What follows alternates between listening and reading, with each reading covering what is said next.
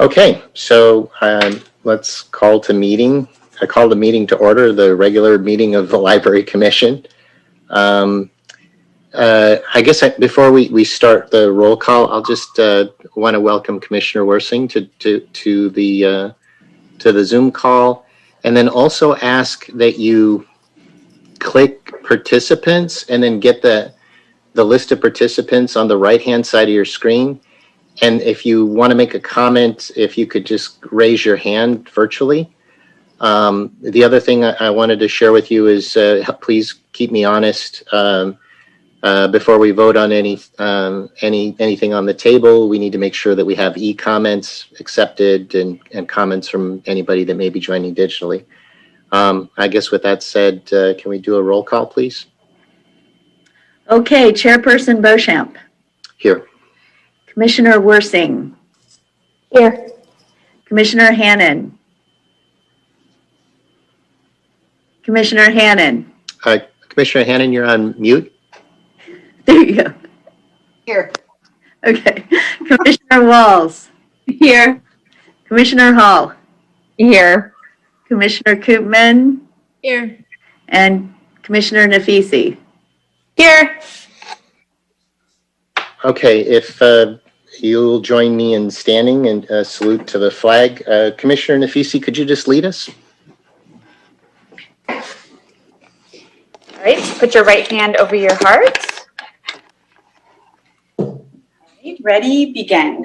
I pledge allegiance to the flag under the United States of America, to which and it to the stands, republic for which it stands, one nation, it stands, one nation, under God, indivisible, with liberty and justice for all. There's a little bit of a lag there, sorry. Yeah. It's e-meetings. Thank you, Commissioner Nafisi. I know you all have seen the packet. Can I get a motion to approve the order of agenda, please? I'll make an order to approve the order of the agenda. I'll second. This is Grace. Thank you, Commissioner Koopman. When I say your name, is there any discussion about the order of agenda? Are there any e-comments on the order of agenda?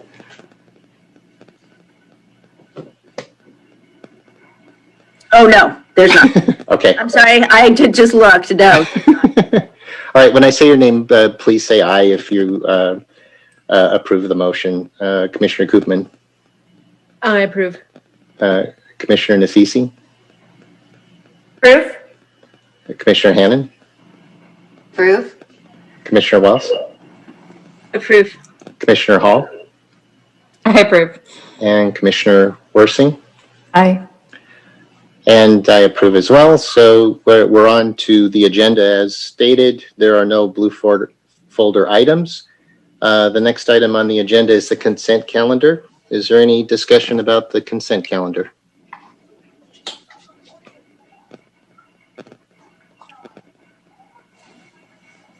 Okay, is there a motion to approve the consent calendar as provided? I'll make that motion. I'll second the motion. I'll second. Oh, sorry. Thank you. All right, if you agree, please say aye. Commissioner Koopman. Aye. Commissioner Nafisi. Aye. Commissioner Hannon. Aye. Commissioner Walls. Aye. Commissioner Hall. Aye. And Commissioner Worsing. Aye. And I say aye as well. And so we're receiving and filing the consent calendar. There are no excluded consent calendar items. Is there any public participation on 9 agenda items? No. Okay. Okay. I found this on. Siri's trying to help me out. The next item is the discussion of fiscal year 2020-2021 budget.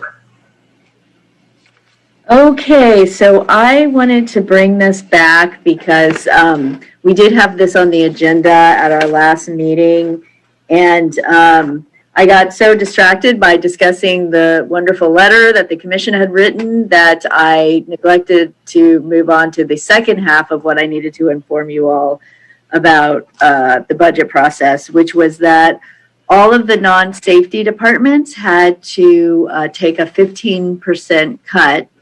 So we really only have two places that we can take a cut in the library budget. One is the book budget, which we already know is, we struggle to kind of adequately cover our needs, and the commission had asked for additional money for the book budget, which we did get. I mean, so it's very difficult to take money there. The other is personnel. We had two full-time positions that had recently been vacated. Those have remained frozen. All the positions that in the city that have remained frozen, may well get deauthorized in the next budget, but for right now they're frozen. And then we had to take a big hit to our part-time budget. But part of the estimate of the reduction in the part-time budget was the fact that at that time, which this is probably June, they were thinking we'd be closed in July and August with library takeout only, and then we'd maybe be opening back up with the schools in September. So obviously that didn't happen. So we have at this point, after August, we added a Saturday library takeout day to the North Branch. We started bringing back some more part-timers. We folded in some additional part-timers to create more of the virtual programming. So with the additional 3 months we've been closed, at this point, we've probably saved an additional $100,000 in part-time hours. But initially, part of the reduction in that part-time budget was tied to a reduction in the open hours. The council discussed various scenarios for those open hours, and it was very important for them to try to be open for the students after school. So after we looked at the various scenarios, we decided to try to keep the libraries open till at least 7 p.m. for those students. Generally, they've left the library by about 6, but just to be on the safe side. And so we had looked at the main library closing an additional day, but ended up with the 2 half days, half a day on Friday and half a day on Monday. Now, so far we haven't had an opportunity to enact these hours. And if we're looking at the schools staying closed in the spring, we'll probably be closed for several more months. I'm not sure how long these hours will get enacted for during this fiscal year, which ends July 1st. But that was a very important thing that happened with the budget. So I wanted to bring that back as well for further discussion. Commissioner Koopman? I have 2 questions. Since we shifted the hours of the library, the hours of operation, does that essentially mean we do save more money? We had monetary amounts attached to several different scenarios. And the scenario we ended up with, I do think we ended up with a little bit additional savings, up to $460,000. I think we ended up with a little bit more savings. It's always an estimate, though, because all the part-timers are at different rates, and it's a guess. But yeah. Okay. And my second question is, even though you were saying there's a book budget and a personnel budget, those are the 2 places we can save money. Right. We can't transfer money in and out, right? Those are 2 different buckets that are you can't transfer money from one to the other, correct? Well, I could ask for money to be transferred from personnel to another line, but I have to send paperwork to the city manager for that. But so personnel is separate. A lot of the other expenses, we could just move money around, but personnel, I do have to ask for that transfer. But really, I mean, other than that, it's like we have things like systems administration costs that they're just set costs, and there's really nowhere else to cut. I forgot to ask my other question regarding to hours. it'd be nice to have used this opportunity to open Friday up at the North Branch. At the north and take like another half day or? Right, like maybe, just open a day, just open up the Friday, just to get in the habit of hope. I mean, that's always what we're talking about, right? Trying to open. Right. It would have been nice to see that. Well, North already doesn't open till noon at even on normal times. So, probably the only way, if you were to stay with the set amount of hours, would be to either cut some more hours out of Maine or do like a half day on Saturday, maybe. Okay. Now, like I said, these hours may only be in effect for a very short time this year. I'm sure they're going to be looking at all this again in the budget in the spring. So there may be opportunity to suggest different hours. You guys will have that opportunity this time. For our new commissioners, we, because of COVID, we didn't have I think the beginning of March was our last commission meeting. So we were unable to discuss all this as it was happening. Commissioner Worsen? Thank you. I am trying to understand, you mentioned the 15% cut. Obviously, without having library hours, we're saving a lot of money on personnel. Mm-hmm. Is that part of the 15, or is that's already assumed that that's not going to be spent, and so we have to find 15% additional? I'm just trying to figure out what the base is that we're taking 15% off. So we have a maintenance and operations budget and then an internal services fund budget. And our entire budget is around 4.3, 4.5 million, somewhere in there. The 15% was off the maintenance and operations budget, which is $1 million something. So our more than $1 million, because it's personnel, like full-time personnel and maintenance and operations, but that's where the 15% came from. We've now gone above and beyond. The 15% was also estimated on us only being closed July and August. So we've probably saved an additional $100,000 on top of this estimated $460,000. And if we stayed closed through like May, there's probably be another couple $100,000 that we would, the city would save. So does that get us to where we need to be, or are we still looking for additional cuts? Well, we already would be where we would need to be because we've got 2 frozen full-time positions. Okay. And this was based on these reduced hours, but we don't even have hours really right now. We just have the library takeout. So basically, it sounds like we don't need to find any more cuts because we've already met the reduction. We should be okay, yes. Oh, and we will. That makes it easy. We will end up going beyond. Okay, thank you. As part of the budget approval process, we had to say this is our 15% cut. So it was already done. We started the fiscal year with that cut in place out of our budget. Okay. Thank you. Commissioner Nafisi? I actually had the same question that Penny had too. So thank you for clarifying that. One other question I had was, so how many full-time people do you have at the North Branch and at the main library right now?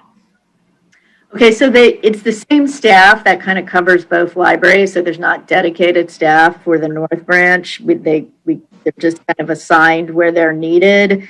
But total, we have 5 full-time clerks, full-time circ supervisor, admin coordinator, senior librarian, children's librarian, me, and a full-time technical services technician. So we've got 11. So you have 11 full-time staff for 2 different locations, and you guys split up between both locations. Yes. And right now, the main library is open Monday, Wednesday, Friday? Just for takeout, yes. For takeout, and then what about the North Library? Tuesday, Thursday, Saturday. Okay, so basically you guys are always somewhere every day? Yes. I mean, Mhm. except Friday. No, well, right now we've got the Friday takeout at the main library. Mm. So Got usually we have some staff here and some staff there, because emptying the book drops and all that kind of stuff. Okay. Okay. Thanks.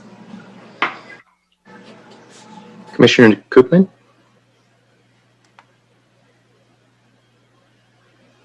Commissioner Koopman, you're on mute. Thank you. When I was reading the restrictions and guidelines imposed by the county, I did notice that their recommendation for the library was at 20 or 25% capacity. Is that correct? Yeah. Yes. So, what was the decision not to open the library up, even though we have approval from the county? Well, right now in this region, and by this region, I mean like Southern LA County region, when I think of like Southern California Library Cooperative, there's only one library that's open for the 20% capacity, which is Alhambra, mostly because people are feeling like it's still not quite safe to open. I think PV is starting to discuss it possibly for January. Torrance is waiting on the county. A couple, El Segundo and Torrance are waiting for the county to go to the red tier. And the county library is not open yet, so they're also kind of watching them. So at the moment, everybody is still just doing library takeout, except for, like I said, Alhambra. Altadena did open a community room for some computer usage and some checking out of holds, sort of a limited access, but they ended up closing it back down with, sort of the recent surge that's going on. It's right now the county order also is a little bit confusing because it's telling people, don't engage in non-essential travel or non-essential activities. However, we'll let non-essential retail stay open at 20%. So it's like, well, how are you going to get there? I don't know. It's an odd order in a lot of ways. I think there's a lot of confusion about it, but we're kind of just watching what the other libraries are doing, basically. Director Anderson, is there any feedback on the foot traffic for the open in Alhambra? Do you happen to know? Did people go? I do not know about Alhambra, but we've been having these statewide networking conversations with directors around the state, and there are a few places in the state where things are a little less restrictive that they have had the 20% capacity open, and they say generally not that many people show up. Like they've never had to say, oh, we're at 20%, you can't come in or whatever, because they're just not having that many people show up. Typically, they also keep the library takeout going as well. So when they have that opened at 20% capacity, it's at some kind of reduced hours where library takeout is some hours, and then the library itself is open for some limited use for some hours. Commissioner Nafisi?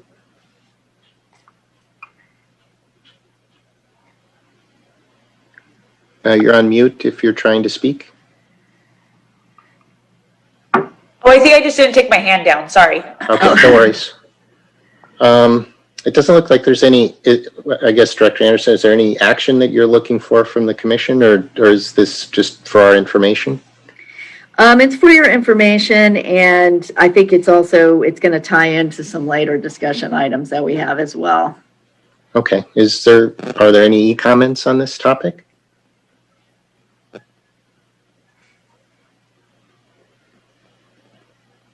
Oh, no, there's not. It's like I look and then somehow you ask the question and I don't realize you're talking to me. It's all good. We're all learning how this works. So I guess we'll move on to discussion of strategic planning. Okay, so I know we brought up strategic planning at our last meeting, and I kind of asked for input, but I also said I think this strategic planning session is going to be a little bit unusual. And again, for our new commissioners, usually we'll have a discussion to see if there's anything the commission wants to recommend to be on the strategic plan. Some reasons it was unusual this year is because it was time for new 3-year goals. And so the last 3 years, they already had the 3-year goals in place. And then the city does strategic planning every 6 months. And so we can add things to the strategic plan every 6 months. This time they didn't have they needed to create new 3-year goals.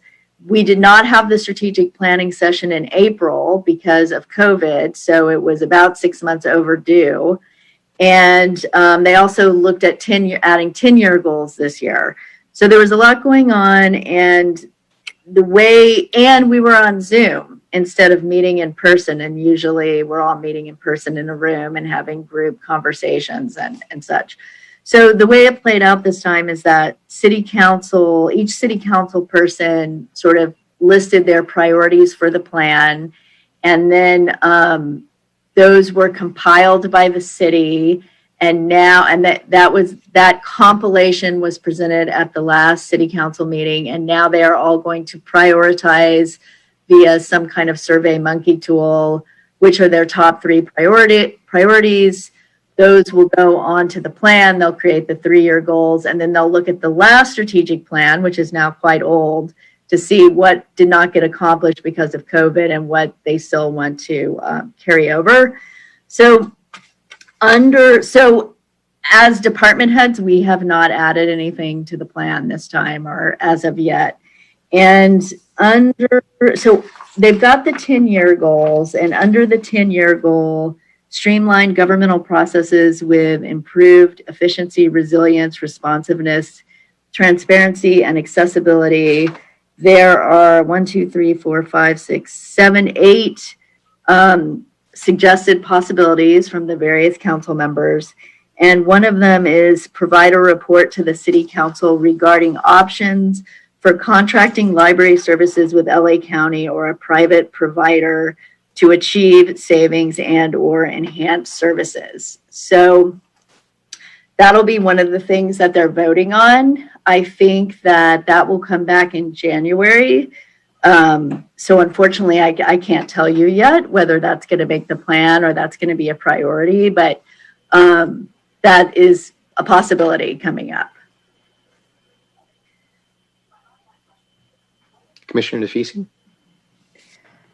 What exactly does that look like? Does that mean that all the staff would be shuffled to the county and you guys would lose your jobs? Or would that mean you guys would work under the county and we would get to keep our staff? What would that look like?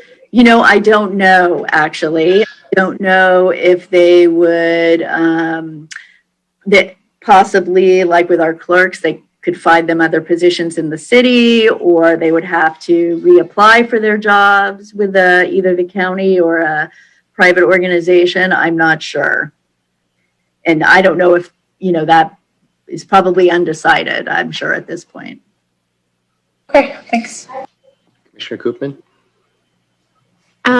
Is it that much of a cost savings? Because I know we still have to pay out to the county if the city has to pay out to the county, correct? No matter what. Because, hello? That is the question as to whether or not it would be a cost savings or not. Now, the county does definitely have a lot of sort of economies of scale that are very beneficial in terms of their service model, but I just have no idea how expensive it would be to go with the county. Commissioner Hall? Thanks. I'm just wondering if you know if there's other cities that also have considered this, because I know I think it's Manhattan Beach that their branch is technically county operated. Yes. But I'm wondering how many other systems, because Torrance is separate and Palos Verdes is separate, how many other ones have considered doing that?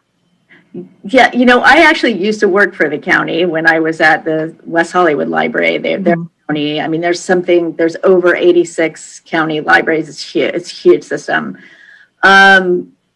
I know, when I was working there, Santa Clarita left the county, went with a private the private company, and then went back to city. So now it's city. So it went county, private, city. I can't think of anyone recently that has gone to county from city. I know that Escondido went to private within the last couple of years. Calabasas years ago went from private to city. Moore Park is private. I don't know when they privatized. County of Riverside is another one that's somewhat local that's privatized. Okay. Commissioner Walls? Thank you. With respect to whether these services are potentially moved into the county model, do we know what the evaluation is based on? I mean, certainly cost is one factor, but it seems that the more we get kind of roped or lumped into a larger organization, the less individuality we might have as a library community. And we know that Redondo Beach and the South Bay cities have a different set of priorities potentially than maybe something that's, in another part of LA County that has, other things that they need to serve. And so do we know what their evaluation model looks like, or is this still too early to? I think it's still too early. I know that a lot of people, really do like that local control of their library systems. That is one of the things that they like. I think what would probably happen, that the fire department kind of just went through this recently, doing an analysis with the county. I'm sure that we'd be asked to provide a lot of statistics and budget and personnel and all that kind of information that would feed into whatever analysis they would give back to the city. But yeah, it's like kind of too early to know, all the details. And keep in mind at this point, we're not even sure if this is going to go on the strategic plan. It kind of depends on how all the city council people prioritize it, basically.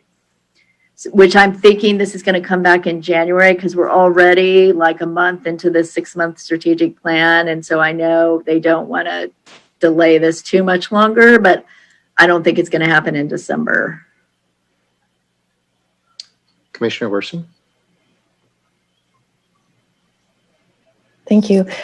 Who will be responsible for conducting the cost-benefit analysis? You mentioned they. Is that city staff? Is that us as commissioners? Well, the fire chief, I think he did write the admin report for the county when they were considering county, but I think ultimately he provides the numbers and it's council who's looking at the numbers, to see if, what's being offered is, what is, and what is that worth, And as someone mentioned earlier, it's more than numbers. So we as the commission could assist you, and obviously you would have the numbers, but then we could lay out some of our concerns and the pros and cons as we see them. Yes, I okay. think separately as the commission, you all could write your recommendations.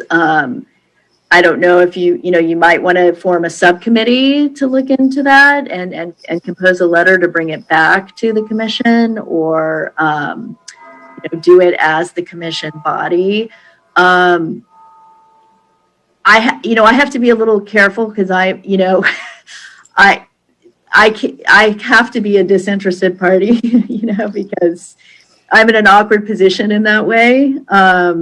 But I can provide as much information as I can, provide, basically. So the timing of this would be, in between this meeting and the next commission meeting. I believe that the strategic plan would be put together in January, and so I'd be able to come back in February and say that if this did or did not make the plan, and what the date of the report would be. It would be given a date. This report has to come back, and I don't know. Then they'd have to have a public hearing, and it seems like that in that time frame is when, if the commission wanted to weigh in, they could weigh in. But, maybe in February, if this goes on the strategic plan and you guys want to form a subcommittee or do some research on it, you could decide to do that at that point. Commissioner Koopman? So two questions, but kind of one and the same. How did this come to the forefront, or how did this come to the table in terms of, was there a council member behind it, or was it from the city that recommended it? Who was the impetus, or what was the impetus? It was Councilperson Horvath recommended it. And when was that recommendation made? Was it at the last meeting? It was during the strategic planning session on October 29th. People came, they all came with suggestions for the plan. Commissioner Walls? Thank you. And just so I have it clear in my head, if this does end up in the strategic planning discussion in February, that's simply to authorize the study and the evaluation? Yes. Okay. Thank you. And I can let you all know the council date too of when they're going to bring this back to council. Okay, that'd be helpful. Thank you. Commissioner Koopman, did you have another comment? Okay. So to state, I also have another part of this item. Just don't let me forget. I was going to ask you about the Okay. the automatons. The equipment. Yeah. So to bring our new commissioners up to speed, when they were formulating the 10-year goals, they asked for input from the different commissions. What the Library Commission decided to do was to look at the 10-year goals they were considering and what could the commission recommend for the library as part of those 10-year goals. One of them was, I do have the wording here. Expand library access through non-traditional services. Correct. So, and part of that we're doing with some of our digitized services and our library automation, but one of the other things we had looked at is lending kiosks or hold pickup lockers. So these two kiosk models that I've included, there aren't very many out there. This is kind of it. There used to be, interestingly enough, I talked to the Torrance Public Library director, and there was a company at one time that was repurposing just regular vending machines as library vending machines, which would be much easier, that size, but apparently they did not work and the company went out of business. So these models are a lot larger, but the first model is smaller than the other model, even the smallest one of. But the thing is that I was thinking that first of all, this would kind of involve public works and IT, and maybe community services, because I think it would be nice to possibly consider this for one of the community services buildings.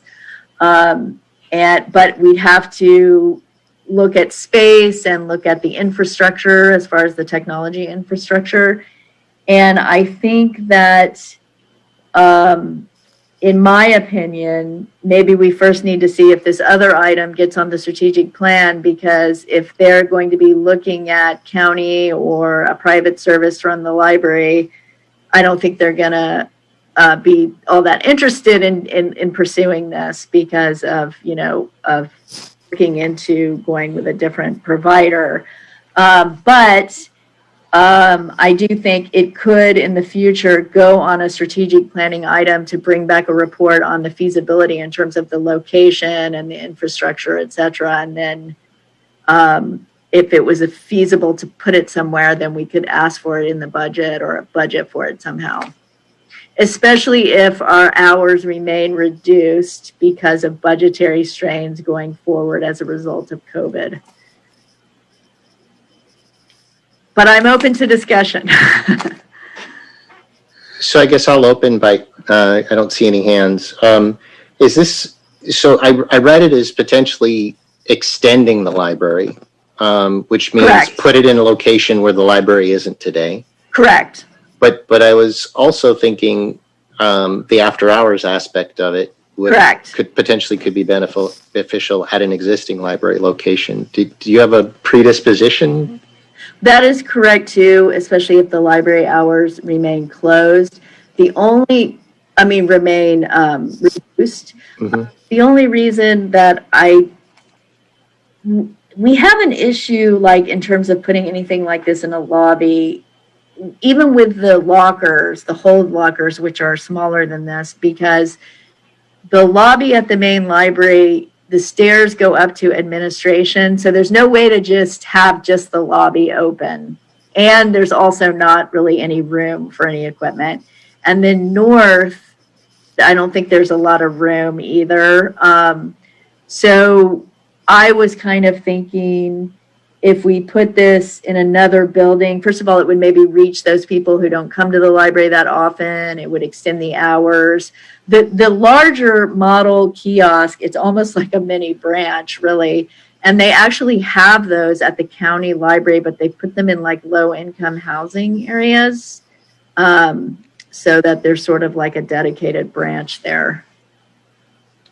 Commissioner Koopman? But if there was like a smaller model, that's Sorry, Director Anderson. just to put around the city somewhere. But anyway. Commissioner Koopman? I have several questions. So if no one has questions, I'll keep asking them, but feel free to interrupt me. I don't want to I just had a lot of questions that came up when I was reading it. So these are outright costs, right? Do they have a rental program, like a trial period where, because it'd be nice to just try it out as a rental? Yeah, not that I know of, but I mean, if we found that it was feasible for us to put this somewhere, I could look into that. I also think I'm kind of hoping that some of this technology is going to evolve too over time, but. Okay. So with these costs, I know that the Lend It program, Envisionware had an additional $25,000 in costs, and then Lend It had another, it just says additional costs. It doesn't say, that was if it was located outdoors. But is there a yearly subscription cost, or is there a yearly maintenance cost on top of these that we're not aware of? There may be a maintenance agreement. There's probably some kind of maintenance agreement, but I don't know that. Okay. And then, do you know anyone who has them currently? Like I said, the county has the, not the Lend It, but the Envisionware.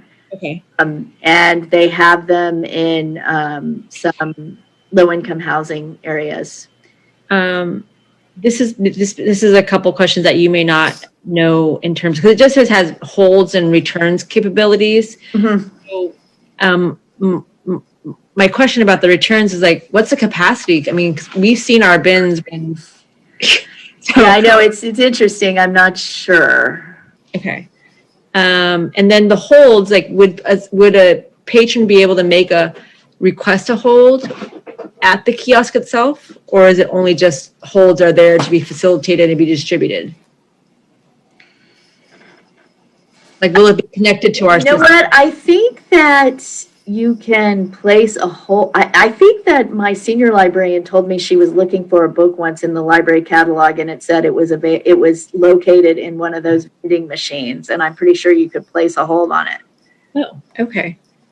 And then the age-old question, what happens if the power goes out? Yeah, well, that kind of affects us here too, but yeah. I mean, is it hooked up to a generator, or does it automatically lock itself so people can't vandalize it or steal anything from it? That's my question. That's, Are you thinking like if it's located outside somewhere? Mm-hmm. Yeah, that's a good question. I'm not sure. I didn't have time to contact Lend It, but I did contact Envisionware to get this actual quote. But I think once I realized everything that was involved, I'm like, I'd have to do a lot more. This would be like a report that would have to come back of research into it. But also then it's like, well, I think now we've got a kind of a bigger item for the strategic plan that may take precedence, at least for the next 6 months. So. Thank you. Commissioner Worsing? Yeah, I was actually thinking that a lot of the questions that we just went over are things that would be important to know if and when we're going to do this, but this if and when seems like a very big if and when. And even, if it ends up in the strategic plan, we will have time to gather additional information. So it seems like getting into the really logistics of how this would work is,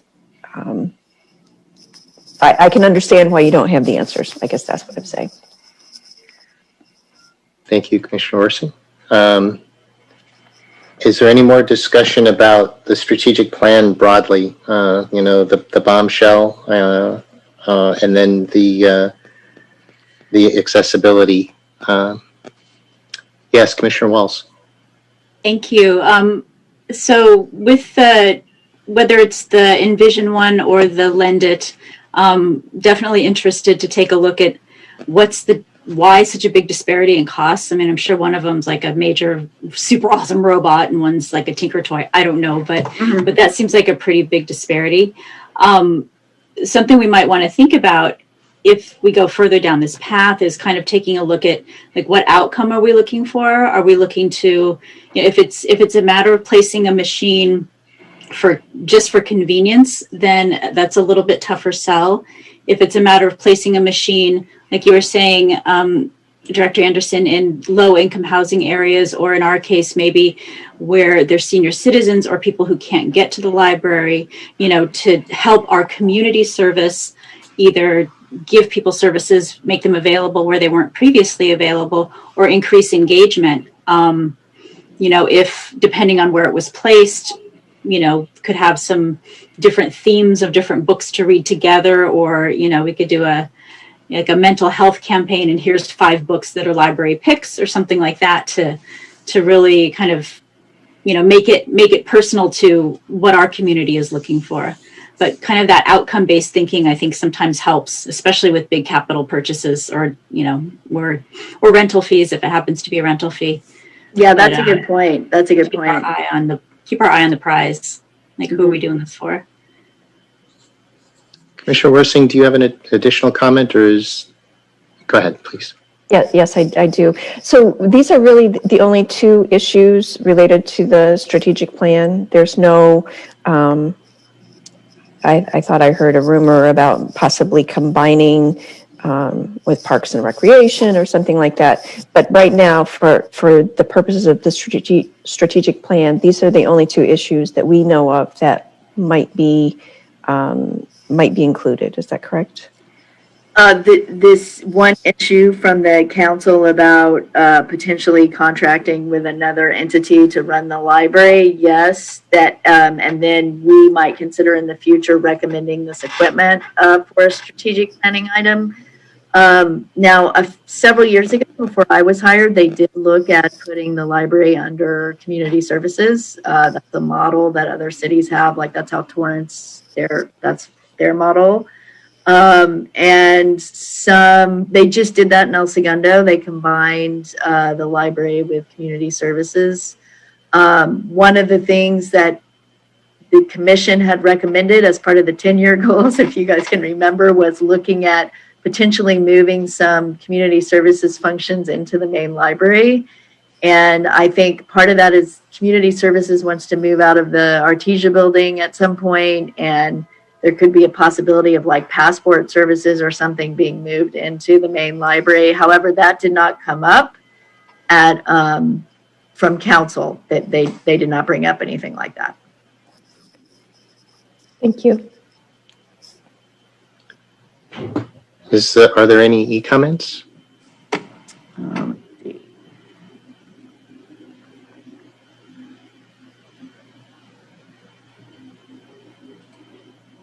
No e-comments. Commissioner Koopman? Oh, this may be out of turn. I'll bring it up later. Okay. Any more discussion on the strategic plan? I'll just share. I have a neighbor that's been using the the pickup services, and I asked if she would be interested in this. She had two pieces of information. She said, first of all, if it's about accessibility, make sure it's ADA compliant. Make sure that it's easily accessible for people, from a wheelchair or from a position where, just we would need to make sure that it's accessible. Then the second piece of input is they really like going into the library and seeing the librarians, and that especially in these times, hitting a vending machine wouldn't be as exciting as actually going to the library. So anyway, that's from my neighbor. So I guess there's no action that we're taking, so we're moving on to items for discussion prior to action. So discussion of library programming. Okay, so I know we discussed programming at the last meeting as well, and we have added some programming since then. We brought back 2 of our library technicians to increase the children's programming. Our adult services program coordinator had a family emergency going on, so she couldn't come back till this month, but she is coming back to contact our former volunteer program leaders to find out who wants to do Zoom programming. And an organization called HELP that does programs for seniors in the library did contact her about wanting to do programming. She thinks she'll be able to bring Opera Talks back as well.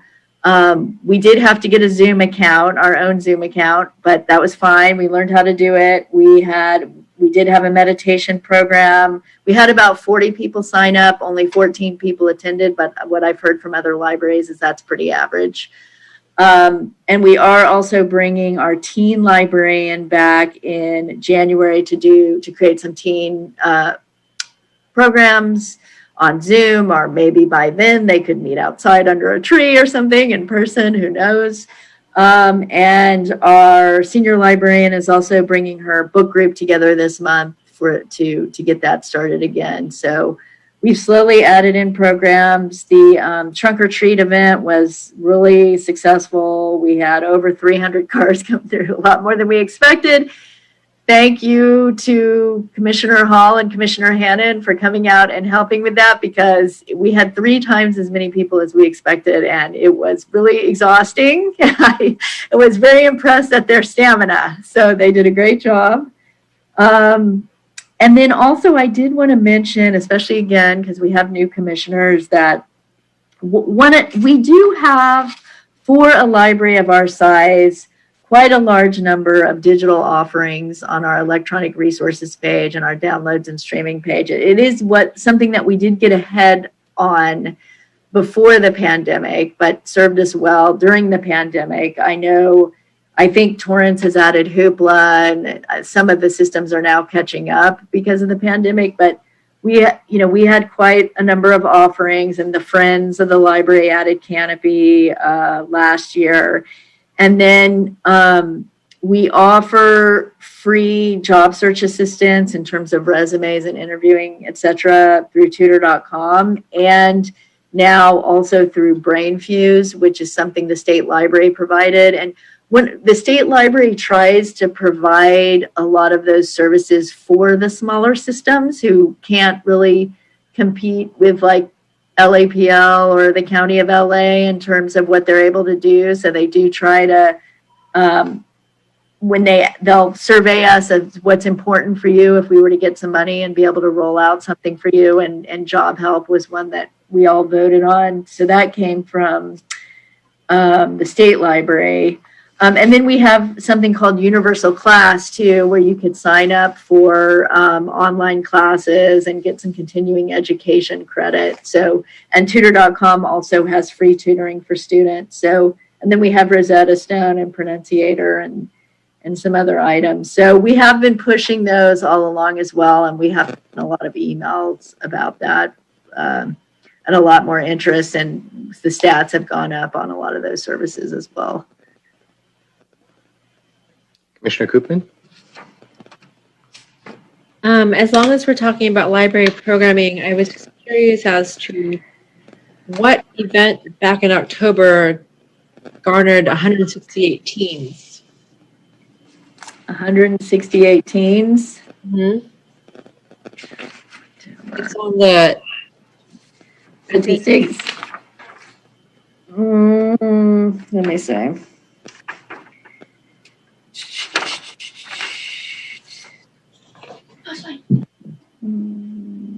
158. 168. 168. On, looks like it's on the second page of the spreadsheet.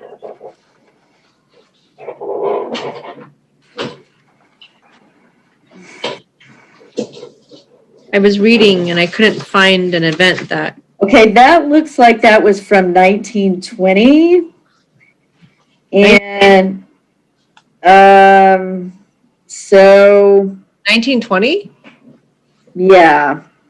I'm not very happy with how this displayed. It's a little confusing, but if you look, it's programs, participants. Oh, I see where you're looking. Okay. I don't know if I suspect it's a typo. I can't imagine 168. Virtual teens. well, because it's only one program. Otherwise, I would think she did several virtual programs. I'll have to get back to you on that. I'm not sure. Okay. I mean, unless is that Halloween? Well, Oh, maybe that's the trunk event. I mean, because there's 606 in terms of children's participants. yeah, but there's three. That may have been, she might have divided, she might have like looked at how many teen books we gave out, because we did give out a lot of teen books, so it's possible it was from that. Oh, okay. So there's 324 cars. Right, and so some of that 606 under the children's participants could have been other programs in addition to the trunk or treat. Got it. Thank you. But I'll ask her still tomorrow. Commissioner Nafisi? Thanks so much for bringing this information back to us. This is really helpful to just kind of see what's been happening and how you guys have been amping up. I had the pleasure of talking to some folks at the Inglewood Library. I'm doing some stuff for work with them. And they had shared with me that they made and created some STEAM kits to provide to the community. And they're putting these STEAM kits together on their own. People come pick them up, and then they do like a DIY STEAM kit activity via Zoom. And it was just really cool. They said they're actually touching a lot of people like that. And they're partnering with different CBOs to get the STEAM kits out there. So that's just one idea. And yes, that might be a little bit of work to like reach out to folks, but it's a different way to engage the community. And it's also an opportunity to engage the community, get people to come to the library and pick up a STEAM kit. They might be like, hey, I'm at the library, let me get a book too. So I think that's how they're kind of trying to get some foot traffic in. The second thing that was just on my mind is, have we explored outdoor libraries? So like, just bringing some books outside for people to kind of browse and maybe check out. I know that given the stay-at-home orders, we are allowed to do the 20% at capacity, and we've chosen not to do that, which is totally understandable for safety reasons. But, similar to like the outdoor dining option, is it an option for people to come kind of browse some books outside? I mean, we could do that. I have thought about that. I don't know how comfortable people would feel all touching the same books is the only Right. Maybe not right now. It's sort of where we are right now, but if get a little bit better, that could definitely be a possibility. Right.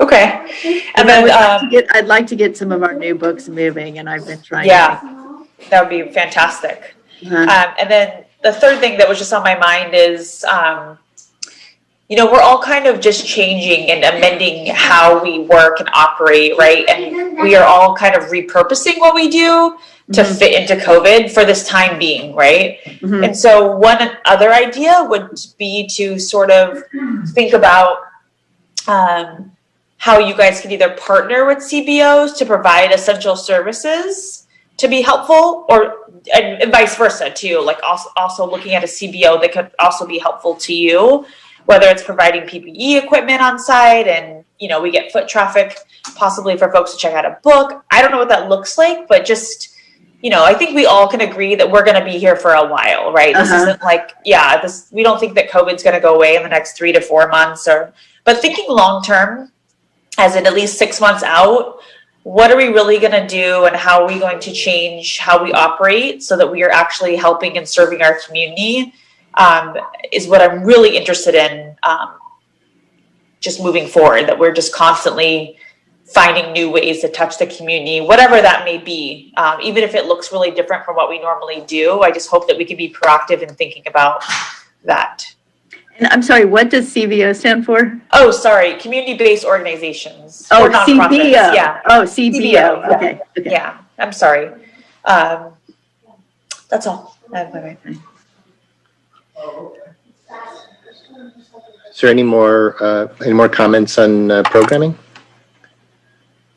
I thought I saw a couple of raised hands. I think they went back down. I did have a question about the digital resources.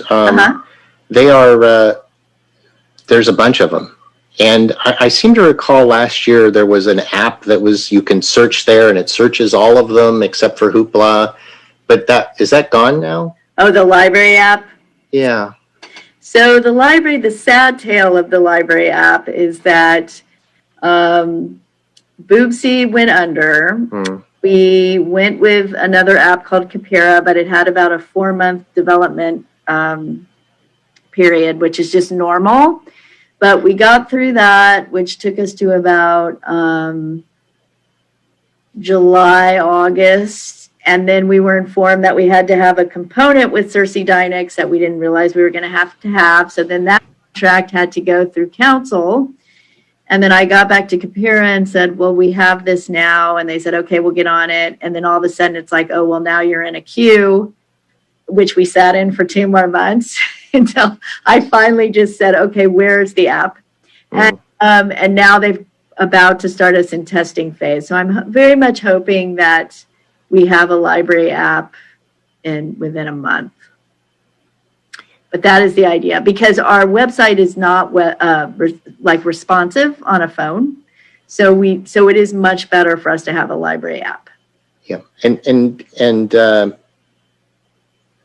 shoot, I had another question related to this. I have to say that I don't mean, I think all of our vendors, we've noticed a lot of delays. Let me put it that way. Sure, of course. A lot of delays. I think they're busy. On with COVID and yeah. People working from home or being off or what have you. But I don't think we've had a single vendor that things have not taken longer than usual right now. The other question I had was, it'll be interesting, it'll be helpful and you probably don't get it all at the same time, but the statistics that we're capturing around gate counts and circulation of the physical, it'd be real helpful for us to get, some kind of statistics around the digital, especially with COVID and, and which of these services people are hitting the most. And it'd be, I don't know how difficult it is, but it'd be helpful to add that to our report at the end. Well, we do this sort of overview once a year. So we had that, I think, at the last meeting, but but she puts in the numbers every month that then feeds into that overview. If you just want those numbers, they're not going to be very pretty, but we could add those in. It'd be interesting to just have it in line with the physical, just because it's, the gate count, the physical and the digital, it seems like the digital matters, especially now. Right. Mm-hmm. And if it's not pretty, I guess it's okay. It's just be helpful to get a little more understanding of it. Yeah, I think the end of the year one, she just does like the compilation and you can see how the percentage it's gone up every year and all that. Yeah. And Commissioner Koopman, you had a comment?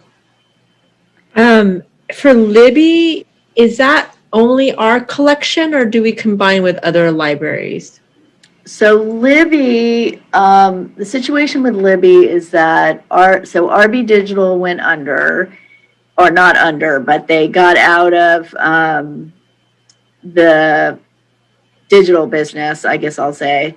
And so the RB digital audiobooks that we owned went to Cloud Library. So what ended up going to, but we decided to go ahead with Libby because of the Sora app, which you share those materials with the schools, and also because our digital magazines are about to move to Libby, all of the digital magazines, and then after that, the streaming channels are going to move to Libby. But the only RB digital audiobooks that moved to Libby were just like a bunch of classics, so there's not a whole lot on there right now for adults. However, we did have a budget for RB digital, so we are now just starting to select titles for Libby, but it's going to just take a little while to grow that collection.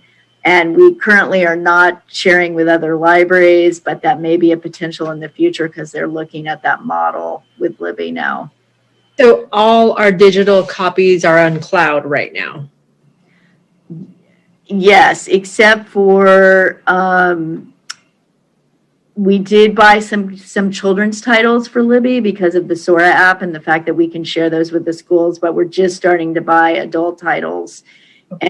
And some of the RB digital like classic titles went to Libby, but we have to beef it up to get some more contemporary titles. And I think the magazines are going to be transferring pretty soon. So, you know, we used to have Cloud Library and RB Digital. Now are probably going to have Cloud Library and Libby because they offer different things. So, and so the Cloud Library, so our streaming will also be affected too because RB Digital is no longer in that category. Yeah, it's basically Overdrive now owns the RB digital items, digital materials. So they are going to migrate all of those hundreds of digital magazines over to Libby. And then after that, they're going to migrate the streaming channels over. And I know Hoopla we pay based on usage that we throttle. Do you just coming back to digital, or do you feel we're meeting demand, or do you think that there's a lot of latent demand that we're not meeting because we're cutting people off, or do you have a sense for that? I think we're meeting demand. You know, Canopy has been just kind of steady. You know, we've been able to stay within budget. I think it's kind of a specialized audience and that we're meeting whatever demand is there. Hoopla, I think if we raised it from 6 to 12, probably more people would check out. But I have a feeling it would be a small number of people checking out a lot. I don't think we've gotten a lot of complaints about the 6 items. But, you know, we added the streaming channels. We added Canopy. So there's more options now as well. I'll just say that personally, when there's a book that I, for whatever reason, want to read, I often can't find it in any of these, but I do find the experience good when I'm browsing. Like I don't know what I want to read, and I just want to know what's available. I find it's pretty good. But if it's like, you know, hey, a friend recommended, or I listened to a podcast, I want to get that book. I usually can't find it. And the digital version, you mean? Yeah, in the digital version, yeah. Oh, that's interesting. You know, I have find that with Hoopla, and this is the reason why I wouldn't want to give up Hoopla, is that for books, a lot of books that are just a little bit off the beaten path, but they got an award or mentioned, so a lot of times the only place we have it is Hoopla. And so I would hate to give Hoopla. I think it fills in a lot of holes. And the browsing experience on Hoopla is the best,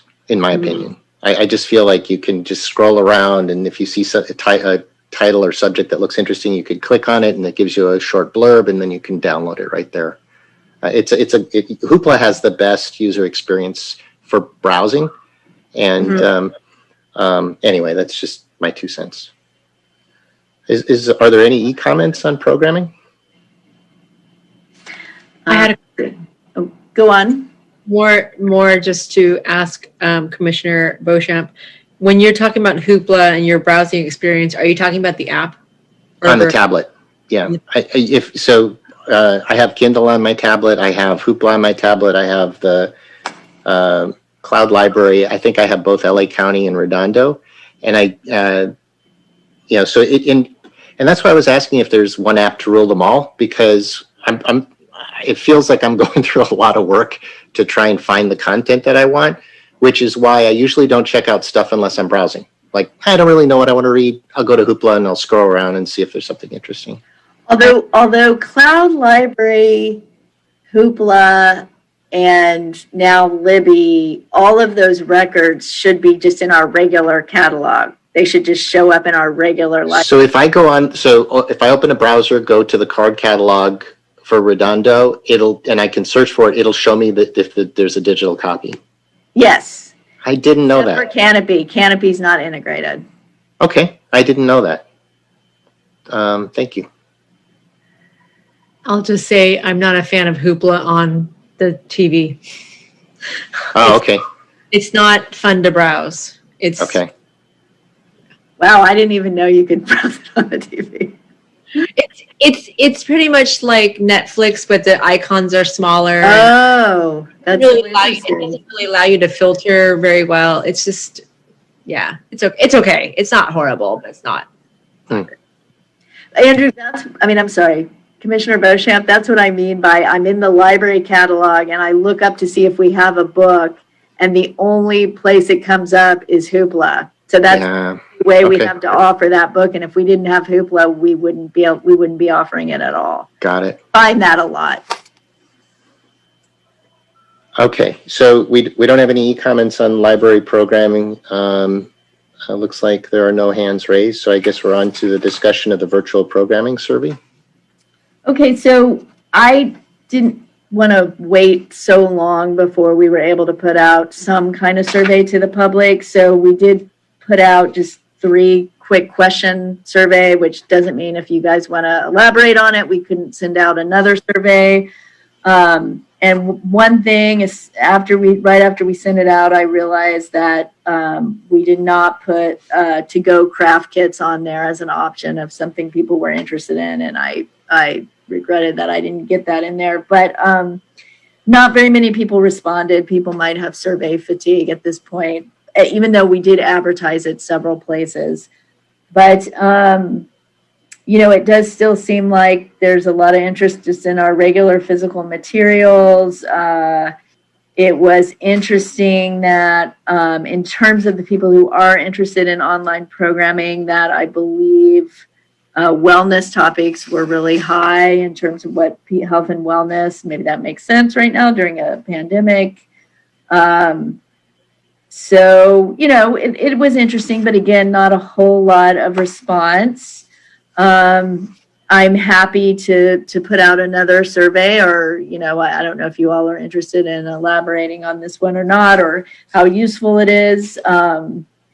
But we did have 60%, I believe, said they were interested in online programming. And, when we're open, it may only be 60% of our patrons who are interested in programs. A lot of people just come in and check out and leave, so it's a pretty healthy number of people interested, I would say. Commissioner Koopman?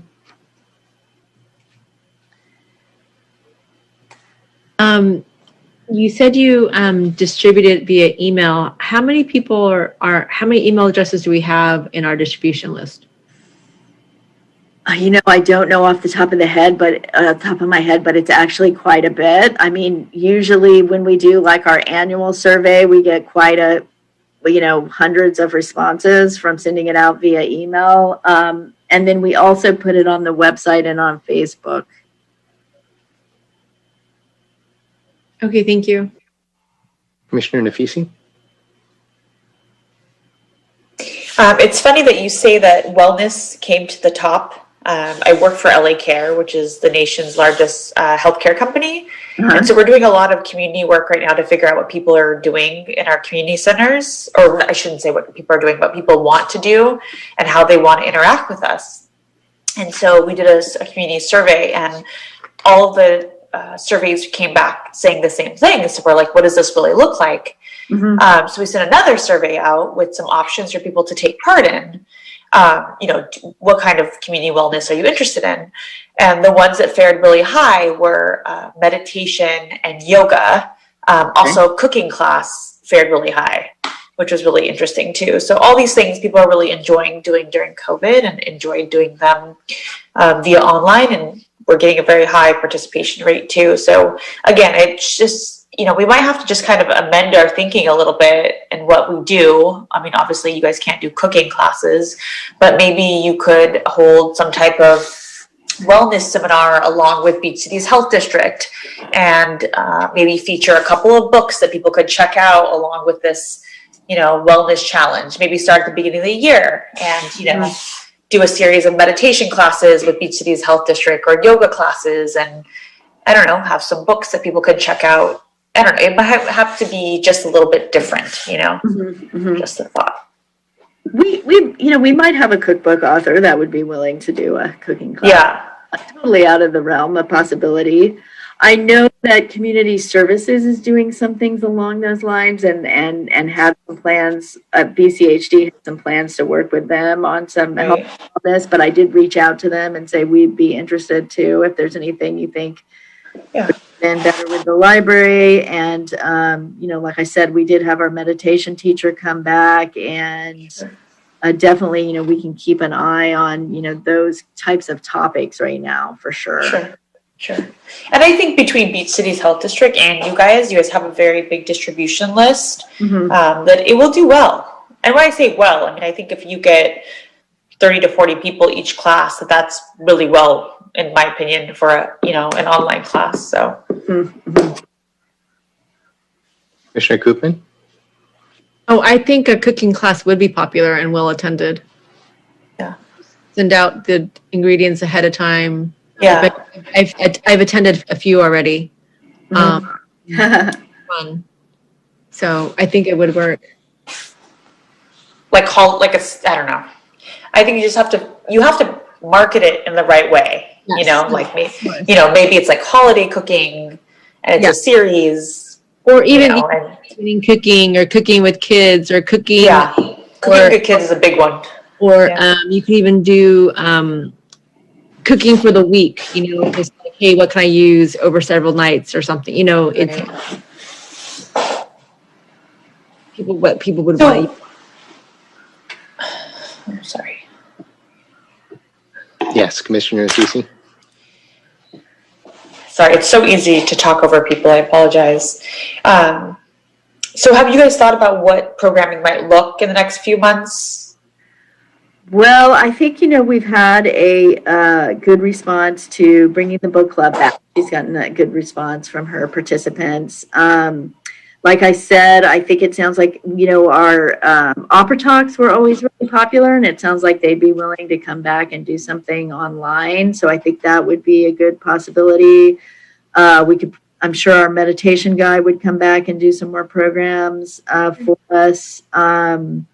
Help is the one that does senior programs. They're interested in coming back. And then we were also going to reach out to some of our volunteers who lead the foreign language practice to see if they would come back and want to do that on Zoom. And there was some interest from the survey on that as well, the foreign language practice, as well as we have a writing group here that would probably be willing to meet over Zoom, I'm sure, if they're not already. But if they are already, we can loop them back into the library with that. They meet once a month in the library. So those are some of the things that we're looking at. But I think we could ramp up some of the health and wellness stuff too. Thank you. Are there any e-comments on the discussion of virtual programming survey? Okay, let me see. No comments. Okay, so we'll move on to discussion of mid-year budget. Okay, so, first things related under this topic is that the CAFR, which is the Comprehensive Annual Financial Report, will be discussed at the December 15th council meeting for anybody who's interested in that. It does appear that they were able to balance the budget from last fiscal year, which is great, considering some of the COVID challenges they had. And then the mid-year budget will be discussed at City Council in February this year, a little bit early, February 2021. We have been told there won't be any carryovers unless it's just completely unavoidable. So I don't think they're looking at any money being available to carry over from last year's budget. We could potentially here look at, as we get near the end of the year, if we have part-time savings and our digital budgets are getting tight our digital materials budgets from being closed, we might be able to request some of those funds be shifted. But I don't think there's going to really be any money to ask for at mid-year, but it was Commissioner Koopman had asked for this to be brought back as an item.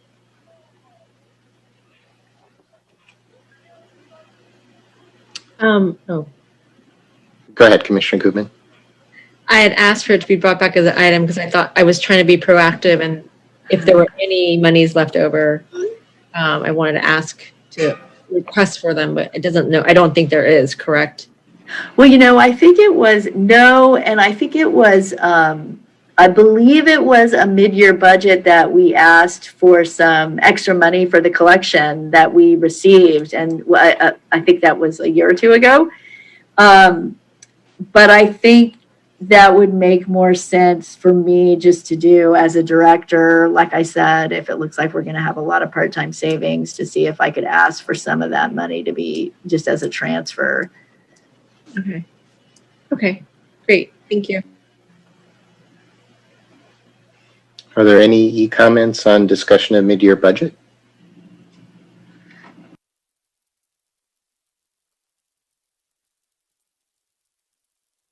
So thank you for asking, and no. All right, then, I'm sorry, Commissioner Nafisi. One quick question. Back to earlier today when you talked about the 15% reduction in budget. Yes. What is the amount that it costs to have a commission meeting to you guys? Do you know? Like staff time? We were asked for that once, and I may still have the figure somewhere. I probably do. Is that something that if we were to lessen the amount of monthly meetings we had, is that something that could make a dent in the budget, or? Like overall, like all the commission meetings? Yes, I think so. And I know the council has talked before about combining some of the commissions.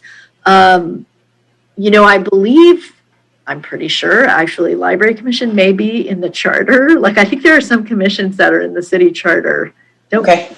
But I think so. But I know they have talked about combining, because there are a lot of commissions in the city. Has been a topic of discussion before. Well, not necessarily combining commissions, but I know we meet every month. Like maybe we meet like 7 times a year. How many times do we meet right now? 10? Well, we're back to every other, yeah. Oh, we are. Okay. Reduction reason. Okay. Well, then that's enough. Forget I said anything. I don't even know what's going on right now. I didn't even realize it was every other month. Sorry. It's all good. Okay. We had a couple of years, I think, 2 years of every month? Every month, yeah. Yeah. Okay. Okay, so if there's no e-comments, I guess we can move on to the director's report. Okay, I will make this brief. We do, on October 14th, one of our part-time librarians joined the Southern California Library Cooperative's Emerging Technologies Committee, and that committee is going to look at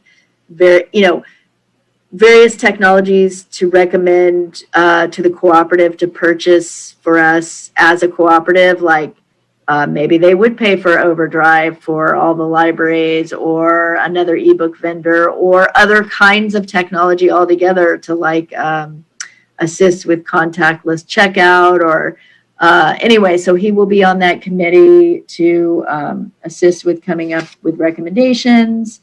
And the other big thing I'll point out is that we do now have the election drop boxes permanently installed at both North Branch and the main library. So going forward, we will always have those drop boxes outside, and they'll be available 24/7, which is really nice. By the way, to our new commissioners, typically the library commission is supposed to be 7 to 8. This group a lot of times does go till 9, but we were pretty good tonight. Commissioner Nafisi, I see your hands up, but I think that might be from the last time you were speaking. Yes, my mistake. Okay, no worries. Oh, and I have one more thing I wanted to point out, which is on the statistics for card registration, considering that we've been closed. We Yeah, I saw that. kept up. A big part of that is the online registrations and the push that our youth services librarian did with the schools, which resulted in a flood of applications. But I'm glad those numbers have, remained pretty healthy. Commissioner Worsing? Yes, so Director Anderson, you mentioned that the meetings are typically 7 to 8. I noticed the invitation is until like 1 a.m. in the morning, the meeting invitation. So I was just wondering. That's interesting because I have to set up this, I have running this recording thing called Live Manager, and it's for 5 hours, and I'm going to end it before then, but it may just be they just give it that much time just in case. Okay.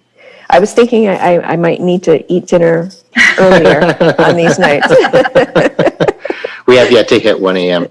I think 2 hours is the most we've done. Thank you. Are there any more comments, or is there any more discussion on the director's report? I do not see any comments on my end. Okay, so we're on to member items and referrals to staff.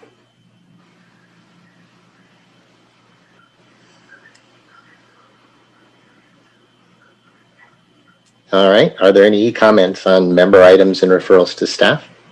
I do not see any.